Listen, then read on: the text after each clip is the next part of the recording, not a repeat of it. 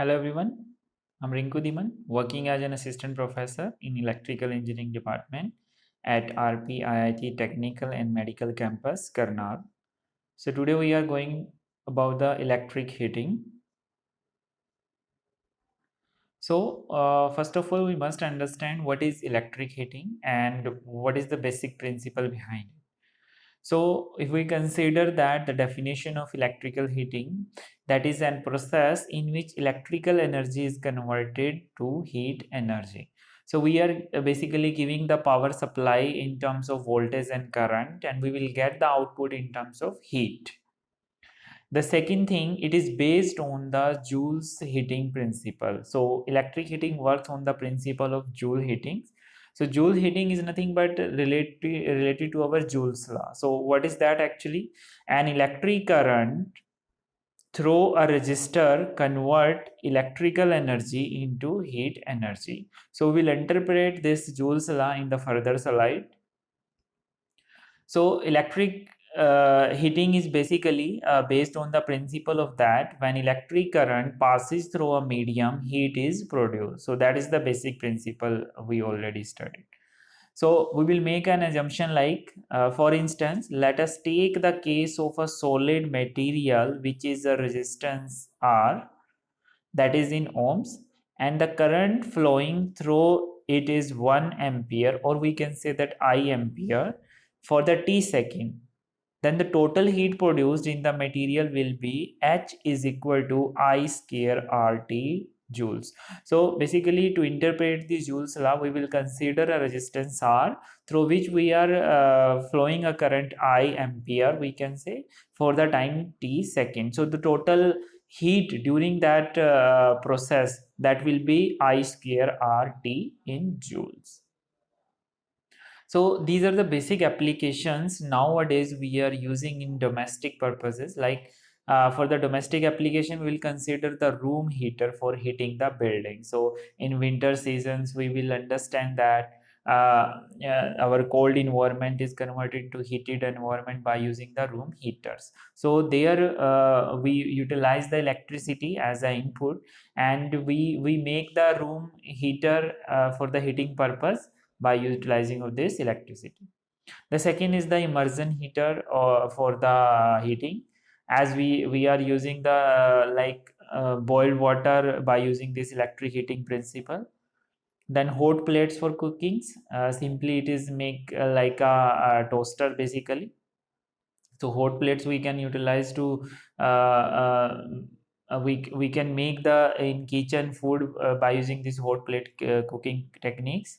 Geysers we utilize for the electric heating process. Electric kettles we are using to make the tea, coffee, etc. Then electric iron using the electric heating principle. Okay. Then the next is electric oven for baking the products. So that again utilize the principle of electric heating. And the last but not the least, electric toasters. That is the mainly the common equipment used in the kitchen for the purpose of toasting the bread, etc. So we also consider the industrial application on the large scale. The first one is the melting of metals in the large industries, or in the metal industries. We can say that steel industry, we utilize the principle of this electric heating to melt the large metals basically. Then electric welding utilize the principle of electric heating. Molding of glass for making the glass appliances. So to heat that glass, particularly to the heat the raw glass material to make or to give a perfect shape in the glass appliances, we utilize the electric heating applications. So baking of insulators utilize the electric heating principle.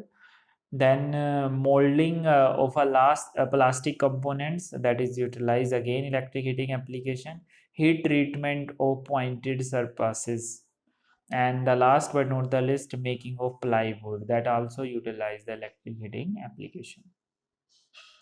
Now the we consider the advantages of electric heating over the other method of heating, that is the very numerous in numbers actually.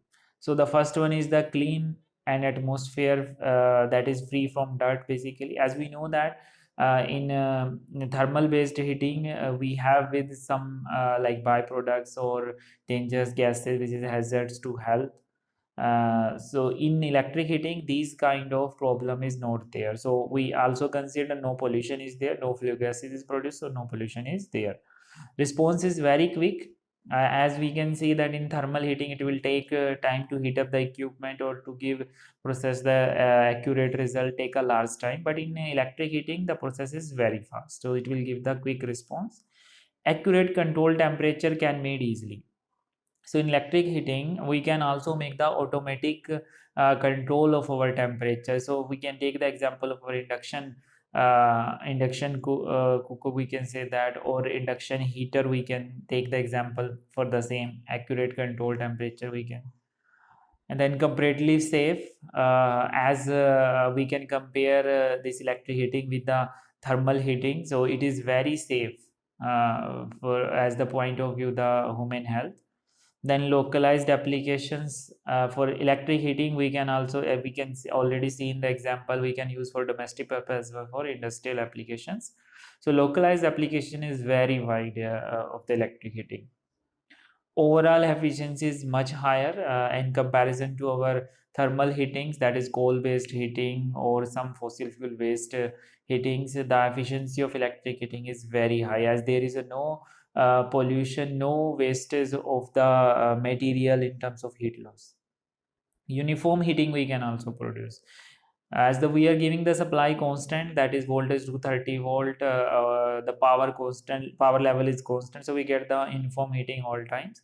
Then highest efficiency of utilization we will get, right, as we are giving the input and we are getting the same output in the same manner, so we will always get 99% efficiency. Then cheap furnaces, as we can say induction heater and geysers and all. So we can say these also based on this electric heating furnaces is very cheap. Mobility of job, so electric heating equipments are like so much compatible, so we can move these equipment from one place to another place very easily.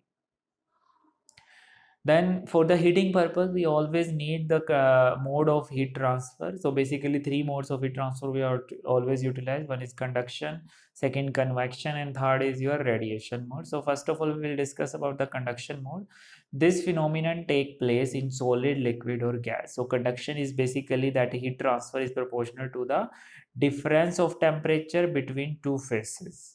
Okay, so in this case, no actual motion of molecule will take place. The conduction of heat will take place from one surface to another surface, or one medium to another medium. So that will conduct the heat basically. Convection, the another principle is the convection. This phenomena take place in liquid and gases only. Heat transfer is due to actual motion of the molecules. In ideal case, in conduction, there is a no molecule motion basically. But here the molecule motion will take place, as the same case we always utilize in say liquid and gas principle for heat transfer.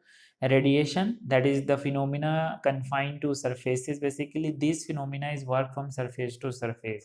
So radiant energy is emitted or absorbed is dependent on the nature of the surface. For example, solar energy is absorbed by the or that is radiated solar energy from the sun is absorbed by the solar panel, that converted into the electricity or DC current, we can say that. So the heat energy of sun rays is converted into electricity. So these are the classification of our electrical heating: power frequency heating and high frequency heating. We are utilizing these basic four categories of electric heating under these two. Like power frequency, it is further divided resistance heating and arc heating. And resistance heating is further divided direct resistance heating, induction heating we can say, indirect and induction heating we can say. Similarly, arc heating we again classify like direct arc heating and indirect arc heating. And in high frequency heating, these are again two types of heating: induction heating and this dielectric heating. These are the two major categories. Further, induction heating we will classify like direct heating and coreless type heating. So in upcoming lecture we will discuss all these heating one by one. And here again we will classify this electric heating based on the heating methods. So there are three temperature range. One is your low temperature range, another medium and high temperature range. So low temperature heating is up to 400 degrees Celsius, and medium temperature range is from 400 to 1150 degrees Celsius, and high temperature range is 1150 degrees Celsius.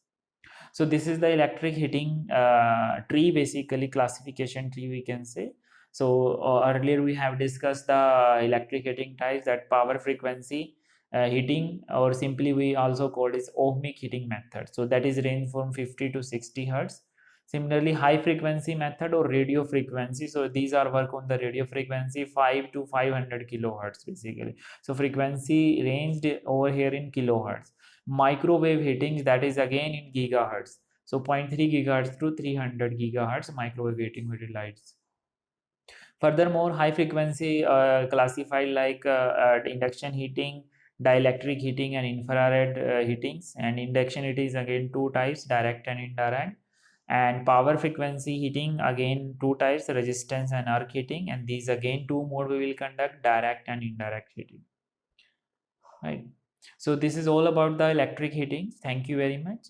Please, if you have any query, then please write us on in box, and please like and subscribe our channel. Thank you very much. Stay tuned with us for more videos on electric heating. Thank you.